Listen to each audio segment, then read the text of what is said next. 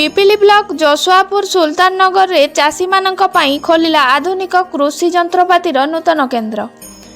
चाषी हेउछंती आम अर्थनीतिर मेरुदंड। चाष कार्य श्रम समय और खर्च कमाई अधिक उत्पादन और लाभ हासिल करबा पई आजिर दिन में आधुनिक कृषि जंत्रपातिर आवश्यकता बढ़ी।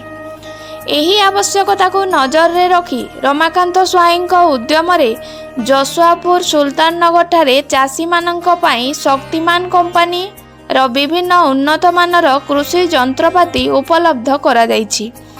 एही नूतन केन्द्रर उद्घाटन शक्तिमान कंपनी रो चेयरपर्सन द्वारा करा जायतिला। उद्घाटन अवसर रे चाषी सह आलोचना करा जिबा सह आधुनिक जंत्रपाति किभली चाषी चाष कार्य को सहज सरल और द्रुत करि पारिबो से नहीं आलोचना होइतिला। चाषी चाष कार्य को आहुरी सहज करिबा सह उत्पादन वृद्धि एवं समय और श्रम ह्रास करिबा दिगरे आगामी दिन में शक्तिमान कंपनी पक्षरु आहुरी अधिक उन्नत धरणर जंत्रपाति चाषी पाखरे पहुंचा जिवो बोली चेयरपर्सन कहितिले। जसुआपुर रे एही नूतन कृषि जंत्रपाति केन्द्र खोलिबा द्वारा पिपिली समेत आखपाख अंचलर चाषी माने उन्नत जंत्रपाति सहजरे पाई पारिबे। एबे पारंपरिक चाष सहित आधुनिक ज्ञान कौशल और कृषि जंत्रपातिर व्यवहार करी चाष को अधिक लाभदायक करबा सहित चाषी को कम मूल्य रे सठिक सामग्री जोगाई दिया जिवो बोली आशा करा जाउछि। ब्यूरो रिपोर्ट पिपली एक्सप्रेस।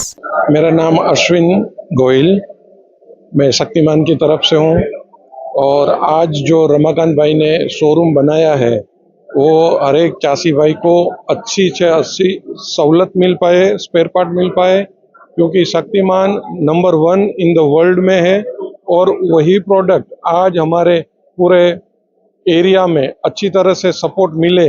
इसलिए जो रमाकांत भाई ने कंपनी के ऊपर विश्वास रख के इतना बड़ा शोरूम किया है ताकि किसान भाई को आने वाला समय में हर एक फसल को सॉल्यूशन, प्रोडक्ट, सर्विस सब मिले, वो हिसाब से ये शोरूम बनाया है।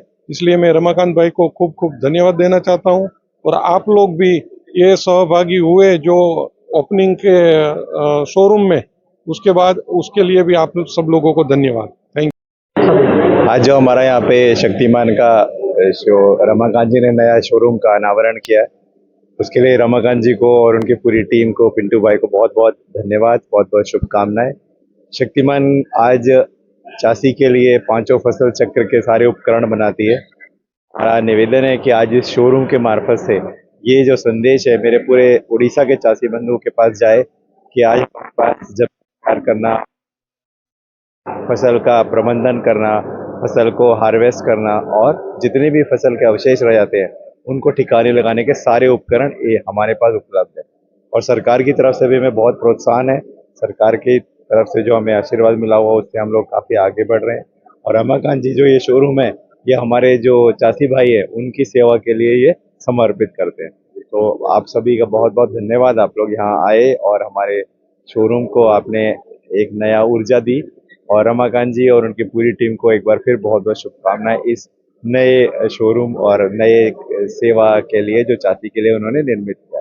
बहुत बहुत धन्यवाद।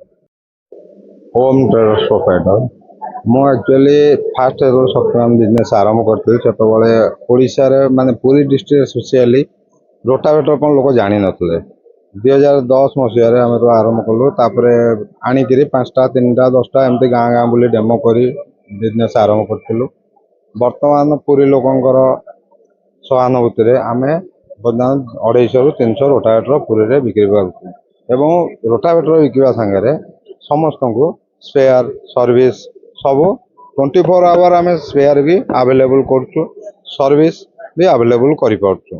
तेणु आम देखिलु कौन जेहेतु एपट लोकाल रे शोरूम नाई लोक आम उपर डिपेंड कर, तेणुक आम आ गोटे पूरी 700 अंचल गोटे आम शोरूम आरंभ कलु जे लोक आउ टे सुविधा स्पेयर सर्विस मेसीन पाई परिबे।